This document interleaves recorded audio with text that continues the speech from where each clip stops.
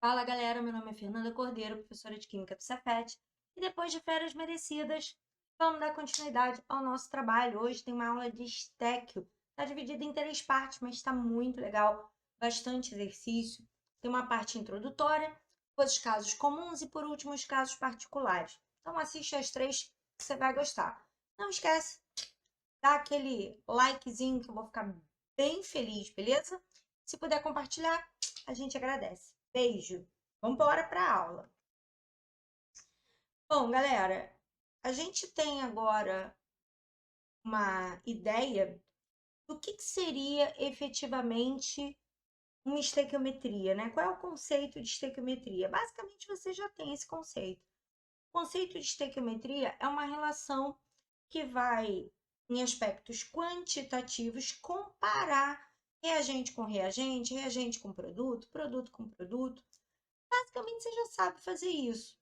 Vou te dar uma situação bem boba. Se você vai fazer um bolo e você tem a base desse bolo, que é aquela receita, né? 2 ovos, 2 xícaras de açúcar, uma colher de sopa de manteiga. Enfim, se você tem a receita, você sabe a ordem direitinha que você tem que usar os ingredientes, certamente, se eu disser para você que ao invés de usar 2 ovos, eu quero usar 4 ovos, você saberia me dizer o que eu faço com o resto. Mesmo que o leite esteja medido em ml, mesmo que a farinha esteja medida em xícaras, mesmo que o açúcar esteja medido em gramas, você sabe me dizer o que fazer. Eu dobrei os ovos, tem que dobrar todo mundo, ou então não dobro ninguém. Isso é estequiometria, tá? É basicamente isso. Só que a nossa receita base, ela nada mais é do que a equação balanceada. Isso é a nossa receita base. E aí a gente pode dobrar, triplicar qualquer um dos componentes, desde que eu faça isso com a equação inteira. A gente se baseia nas leis ponderais para isso. Bom, para a gente começar, a gente vai trabalhar com uma basezinha que dá o iniciozinho aí da estequiometria. São as fórmulas percentual, a fórmula mínima e a fórmula molecular. São 3 tipos de fórmula que a gente começa a trabalhar para introduzir a parte de estéquio. Então, primeira fórmula percentual, fórmula centesimal. O nome já ajuda, né? A cada 100 gramas do composto, quanto de carbono eu tenho? Quantos por cento de cálcio? Quantos por cento de sódio? Isso seria a ideia de fórmula centesimal ou fórmula percentual. Aqui a gente tem um exemplo, onde ele analisou 0,40 gramas de um óxido de ferro, que ele nem fala se é ferro 2 ou ferro 3. Isso não é importante para essa questão, mas ele tem 0,40 gramas do óxido, então esse 0,40 gramas tem oxigênio e ferro. E ele faz uma análise e diz que desse 0,40, 0,28 é ferro e o restante é oxigênio. Ele quer saber quantos por cento eu tenho de cada um. Então é super tranquilo, porque pensa bem, se 0,40 tem ferro e oxigênio, ele tem 100%. 0,28 é só ferro, vai corresponder ao percentual X. 0,12 é só oxigênio, vai corresponder ao percentual Y. Regrinha de 3, bem basiquinha. Aqui eu tanto posso trabalhar pensando na horizontal quanto na vertical, tanto faz. Eu posso dizer que em 0,40 eu tenho 0,28, quer dizer, 0,40 de óxido, eu tenho 0,28 gramas de ferro. Em 100 gramas de óxido, quanto que eu vou ter de ferro? Daria 70%. Ou poderia pensar também, uma outra forma de pensar, que 0,40 equivale a 100%, 0,28 equivaleria a X%. Daria os mesmos 70 gramas, e o cálculo não mudaria. São só formas diferentes de pensar. A próxima conta eu posso fazer por regra de 3 ou não, porque como esse cara só tem 2 ingredientes, né, só tem 2 reagentes, que é o ferro e o oxigênio, se 70% são ferro, obviamente 30% seriam de oxigênio. Mas eu montei a conta aqui. Em 0,40 de óxido eu tenho 0,12 de oxigênio, 100 gramas eu teria Y, que daria 30%. Também poderia pensar 0,40 está para 100%, 0,12 para X%, né? Poderia fazer a diferença? Como eu falei, esse cara só tem 2 elementos, só tem ferro e oxigênio. Então, obviamente, se ele já tem 70% de ferro, os outros 30% tem que ser de oxigênio. Então, tem várias formas de você acabar dizendo como fazer a questão, tá? E aí, só para dar aquela conferidinha, óbvio, 70 mais 30 tem que dar 100%, Vamos lá para o segundo exemplo. Ele aqui fala para calcular a composição centesimal do ácido sulfúrico. É fácil. Primeiro, eu preciso saber qual é a molécula de ácido sulfúrico, né? E aí a gente calcula a massa molecular do ácido sulfúrico. Então, a fórmula é H2SO4. Calculando, eu tenho 1 vezes 2 de hidrogênio, 32 de enxofre, 16 vezes 4, 64 de oxigênio. Isso aqui são dados de tabela, tá? Isso aqui é massa da tabela periódica. Então, eu tenho um total de 98 gramas por mol, ou 98 U, dependendo de como você queira. Tanto faz, não vai, para composição centesimal não faz diferença nenhuma. Se você tratar por U, vai tratar o tempo todo por U. Se tratar por grama por mol, vai tratar o tempo todo por grama por mol. Mas em termos de percentual, vai dar no mesmo. E aí aqui, trabalhei com grama, então 98 gramas de H2SO4 tem 2 gramas de hidrogênio. Em percentual, 100 gramas, eu teria X%. Eu tanto posso pensar na horizontal, 98 está para 2, 100 está para X, ou posso pensar que 98 gramas é 100%, 2 gramas, quantos por cento seria? Estaria no mesmo, aproximadamente 2%, tá? Mesma coisa para o enxofre, poderia pensar tanto na horizontal quanto na vertical, então em 98 tem 32 gramas, em 100 gramas eu teria Y, ou 98 gramas é 100%, 32 gramas Y%. Tanto faz como você vai pensar, vai dar certinho. E aí você tem aproximadamente 32,65. O próximo eu posso fazer essa mesma conta, ou eu posso somar esses dois valores e diminuir de 100. Tanto faz, tá? Aqui eu fiz a continha de novo, mas eu poderia ter somado esses dois e diminuído de 100, porque se eu tenho 3 elementos, eu já sei o percentual de 2, e falta para 100, seria o meu novo elemento. Então, aqui, ó, 98 para 64, 100 para Z, ou 98 está para 100%, 64 está para Z%. De qualquer maneira, daria 65,31, valores aproximados. Esse aqui não dá valor muito cravado, então tem que ficar atento. Aqui, como eu falei, né? A gente, se somar esses valores que a gente acabou de achar, a gente encontra 99,9, mas se aproximadamente 100 é erro de aproximação. Se der abaixo de 99,9, aí você vai ter que corrigir alguma aproximação sua, tá errada. Mas até 99,9 tem a ver com as casas decimais que a gente deixou para lá, quando colocou uma casa decimal só de aproximação. É isso. Galera, aqui, uma outra coisa, sim, que você tem que estar muito atento, é que quando você tem a massa, né, para calcular, e você tem uma coisa com parênteses, tem que lembrar que esse número aqui multiplica o que está aqui dentro do parênteses. Então, é como se esse composto fossem 3 cálcio na hora de fazer a conta, 2 fósforos e 8 oxigênios. Bem, eu não posso escrever esse cara desse jeito? Não seria mais fácil? Não, porque isso aqui não é um fosfato. Isso aqui é um fosfato, tá? Então, eu tenho para cada 3 cálcios, 2 fosfatos. Mas na hora de fazer o cálculo, você tem que pensar nele dessa forma. Fazer a conta, você tem que pensar assim. Da mesma maneira, esse cara, que é o ferro cianeto férrico, ele tem o mesmo problema. Eu tenho que pensar nele, né? Pensando que esse 3 multiplica esse 6, multiplica esse 1. Então, eu posso fazer de duas formas. Botar esse ferro como 4 mesmo, e aí multiplicar esse 3 por tudo que está aqui dentro. Então, vai ficar 3, 18 e 18, porque vai fazer 6 vezes 3. Ou eu posso somar esse ferro a esse, vão dar 7 ferros, 18 carbonos e 18 nitrogênios, para calcular a massa fica mais fácil, tá? Mas eu não posso escrever este composto aqui desta forma, não tem como, tá? Não existe forma de fazer isso, mas eu tenho que pensar como se ele fosse assim. E aí, outra substância que vocês têm que tomar muito cuidado na hora de fazer o cálculo, muito mesmo, tá? São as substâncias hidratadas.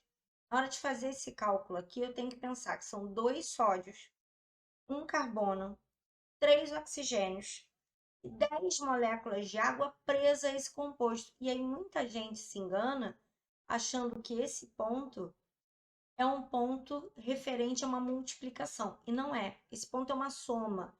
essa massa de água está presa a esse composto. Então, se você tiver que calcular a massa desse cara aqui, você vai calcular 23 vezes 2, vai calcular 12, 16 vezes 3, e a água dá 18, tá? Se você fizer aqui 16 mais 1 vezes 2, 18. Então, vai fazer 18 vezes 10 e somar com essa massa aqui. Esse ponto não é uma multiplicação. Esse ponto é para indicar que esse sal está hidratado, tá? Então, fiquem muito atentos a isso. Na hora de calcular a fórmula mínima representa a menor proporção em números inteiros e em mol do elemento na substância.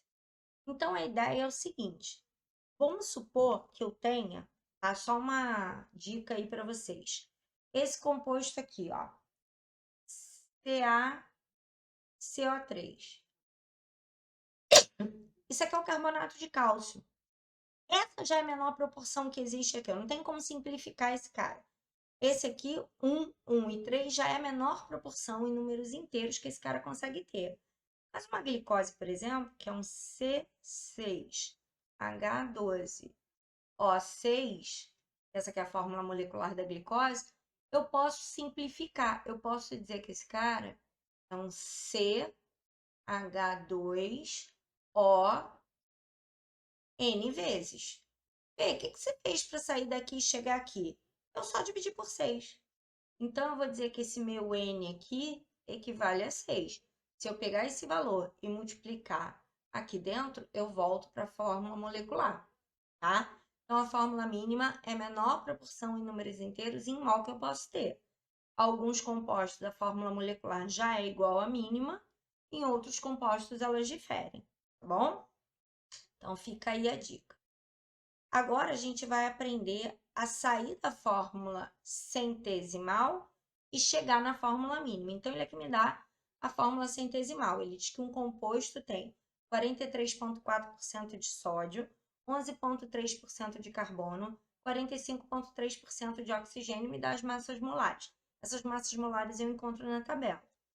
Detalhe importante é que esse valor aqui, a gente acabou de ver, ele pode ser visto dessa forma. A cada 100 gramas desse composto, que eu não sei qual é, chamar de composto X, eu tenho 43,4 gramas de sódio. Então, eu posso ler esse percentual como se fosse grama. É só eu pensar que eu estou trabalhando com 100 gramas do composto. E é isso que a gente vai fazer no próximo slide. A gente vai trabalhar com ele como se ele fosse grama. Uma coisa que a gente não pode esquecer, número de mol é massa sobre massa molar. Então, eu vou aplicar esse número de mol igual a massa sobre massa molar e vou chegar nessa conta aqui. A ideia aqui é simples, gente. Olha só, o sódio, 23 gramas de sódio não mol, 43,4 gramas seria x-mol. E aí eu chego a massa sobre massa molar, tá vendo? 1,88. Eu vou aplicar isso aqui, ó, massa sobre massa molar, em todos eles. Então, ó, os dados que eu tenho, que eu trouxe lá do exercício, dividir cada um respectivamente pela sua massa molar, tá? Então, sódio, percentual 43,4, eu vou ler como 43,4 gramas, é a massa. E vou dividir pela massa molar do sódio, que é 23, aí vai dar 1,88. Pegar o carbono, 11,3. Vou levar ele para grama. Então, de 11,3%, eu vou pensar em 11,3 gramas. E vou dividir pela massa molar do carbono, que é diferente, óbvio, do sódio. O sódio é 23, o carbono é 12. Então, dividir pela massa molar do carbono. E o oxigênio é a mesma coisa, 45,3%.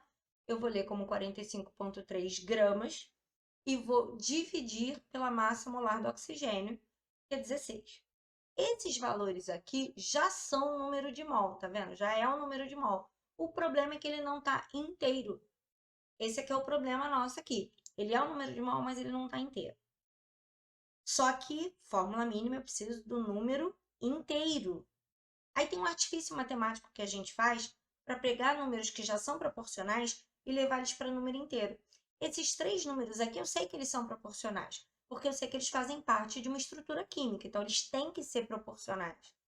E aí, como é que eu vou fazer para transformá-los todos em número inteiro? Eu vou olhar dos 3 valores qual é o menor. E aí o menor dos 3 valores é esse aqui, ó, 0,94. E eu vou dividir esses 3 valores pelo menor deles. Então, eu peguei 1,88, dividi por 0,94, o próprio 0,94 por ele mesmo, 2,82 dividido por 0,94.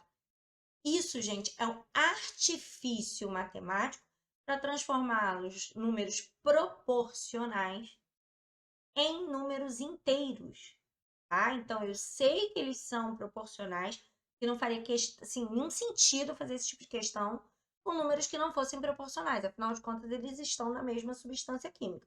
Então, eles têm que ser proporcionais. E aí, depois que você divide tudo pela massa molar, divide tudo pelo menor dos valores e bingo, achei os números inteiros. Então, tá aqui a minha fórmula mínima. Eu tenho na fórmula mínima 2 sódios, 1 carbono e 3 oxigênios, tá? Então, essa é a fórmula mínima desse composto. Aqui é o percentual, tá? Então, essa aqui é a fórmula centesimal e essa aqui é a fórmula mínima. E aí, eu vou trabalhar agora com a fórmula molecular, também partindo do centesimal. Então, aqui, eu quero saber quantos átomos realmente eu tenho de verdade na molécula. Então, eu vou partir da fórmula mínima. Então, ele vai me dar a fórmula centesimal, eu vou calcular a mínima e depois eu vou calcular a fórmula molecular. Um dado a mais que ele me deu nesse exercício, que ele não me deu no outro, é aqui, ó, massa molar. No outro não tinha, só tinha a fórmula centesimal. Ele tinha a fórmula centesimal, eu consegui chegar na mínima. Ele agora, além da centesimal, que eu consigo chegar na mínima, ele me deu a massa molar, e a partir da molar, com a mínima, eu consigo chegar na molecular. Então, vamos lá. Como é que eu vou fazer isso? O passo inicial é o mesmo. Ó, peguei os percentuais que ele me deu, vou dividir cada um deles, respectivamente, pela massa molar de cada elemento. Então, 40% eu vou ler como 40 gramas e vou dividir pela massa molar. Como esse cara é carbono, dividir pela massa do carbono. 40 sobre 12. Hidrogênio, 6,72%, eu vou ler como 6,72 gramas e dividir pela massa de hidrogênio, que graças a Deus é 1, não vai me dar trabalho. E a percentual de oxigênio eu vou ler como 53,28 gramas, fazer massa sobre massa molar, a massa do oxigênio é 16, e aí eu dividi pela massa molar. Pronto, já achei números proporcionais. Eu sei que esses valores estão proporcionais. Qual o problema? Não estão em números inteiros. O que eu vou fazer? Escolho o menor deles, divido tudo pelo menor. Por acaso, esse número é igual a esse e os dois são pequenos. Então, a gente vai dividir tudo por 3,33 e aí eu chego no valor 1, 2 e 1. E aí eu atinjo a fórmula mínima. No outro exercício, a gente teria parado por aqui. Mas eu quero saber a fórmula molecular. Então, o que eu vou fazer? Eu vou calcular a massa dessa fórmula mínima aqui, ó. Então, calculei quanto pesa isso aqui. Então, ó, carbono vale 12, 1 vezes 2 do hidrogênio e 16 do oxigênio. Então, a massa da fórmula mínima pesa 30 gramas. Só que o texto deu para mim que a massa molecular pesa 180. Então, eu vou pegar a massa maior e dividir pela massa menor. Ele tinha me dado no texto, eu marquei, né, sublinhei lá para vocês, ele tinha dado o valor de 180, eu vou dividir por 30 e vou achar 6. Agora, basta pegar esse 6, que é o nosso N, e multiplicar aqui por dentro. Então, ó, C6H12O6, esse cara é a glicose, ou frutose, tá bom? Então, espero que tenha ficado claro. Tem uma outra forma de calcular que pode ser direto usando a fórmula molecular numa vez só, eu não preciso passar pela mínima. É um pouco menos de trabalho, mas assim, é uma questão de escolha, você escolhe o que você se sente melhor. Então, eu sei que esse composto é feito de carbono, hidrogênio e oxigênio, e o carbono pesa 12, que o hidrogênio pesa 1 e que o oxigênio pesa 16. A soma dessas massas tem que dar 180, eu só não sei qual é o índice que eu vou multiplicar aqui, beleza? Bom, 100 gramas da substância, 100% da substância, eu sei que tem 40% de carbono. Quando eu tiver 180 gramas da substância, que é um mol dela, eu vou ter 12x, ó, 12 vezes X gramas de carbono. E aí eu vou achar o 6.